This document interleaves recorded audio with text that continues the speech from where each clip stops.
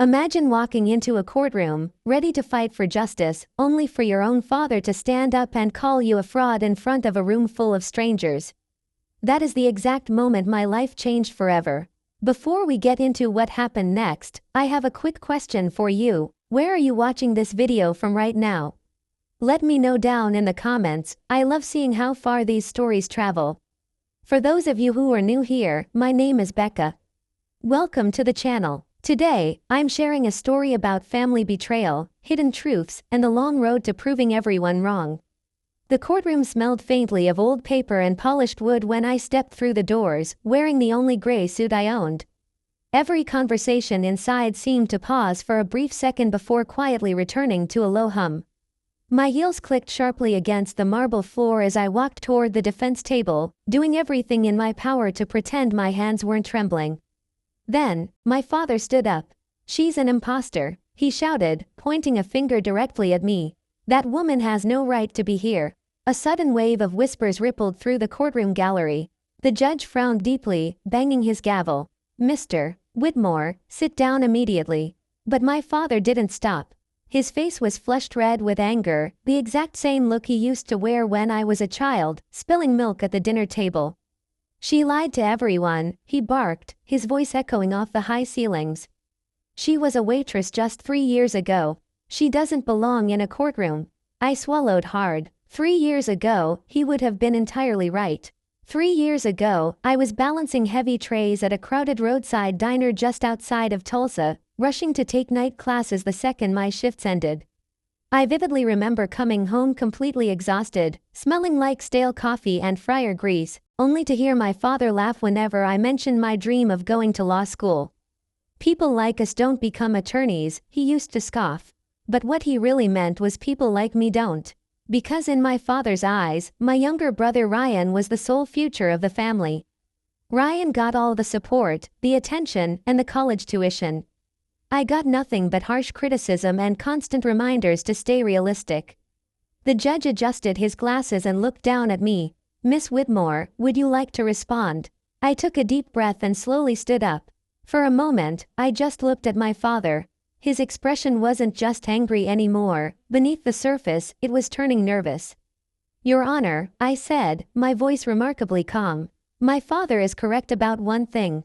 I was a waitress." A few people in the gallery exchanged glances. "But while working double shifts," I continued, "I graduated at the top of my law class. And last year, I officially passed the Oklahoma bar exam." The room grew dead quiet. My father scoffed loudly, refusing to back down. "Anyone can print fake papers." That was the exact moment the prosecutor stood up.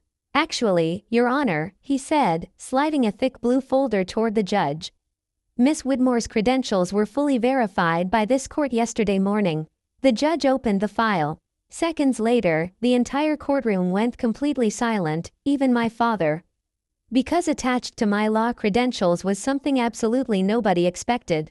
It was an entirely separate file, evidence of illicit bank transfers, property documents, and forged signatures.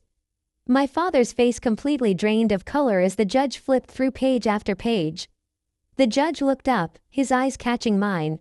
"You submitted these?" he asked carefully. "Yes, Your Honor," I replied. For months, my father had been suing my elderly grandmother, claiming she had legally signed over all her property to him right before her dementia worsened. Everyone in the family believed him, including my brother Ryan. But when Grandma briefly regained clarity 2 months earlier, she called me crying. "He tricked me," she had whispered frantically over the phone. So, I investigated quietly after work. The signatures didn't match. The dates had been altered. The witnesses listed on the documents were entirely fake. And now, every single piece of undeniable proof sat directly in front of the court. My father stared at me across the room, looking at me as if he didn't even recognize his own daughter anymore. "You were trying to destroy me?" he asked quietly, his voice cracking. I shook my head. "No," I said. "I was trying to protect Grandma." There's a big difference. For the first time in my entire life, he had absolutely no response. Ryan slowly lowered his eyes in pure shame. The judge removed his glasses and delivered his ruling. Based on this evidence, this court is suspending all property claims pending a full criminal investigation. A sharp gasp rippled through the room.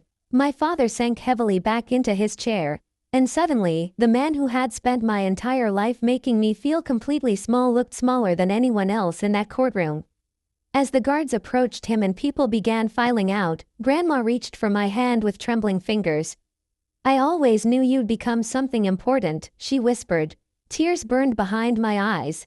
Because after years of fighting a lonely battle to prove my worth, I finally understood something standing there in that silent courtroom. Success isn't about revenge. It's about freedom, freedom from the people who never believed in you in the first place.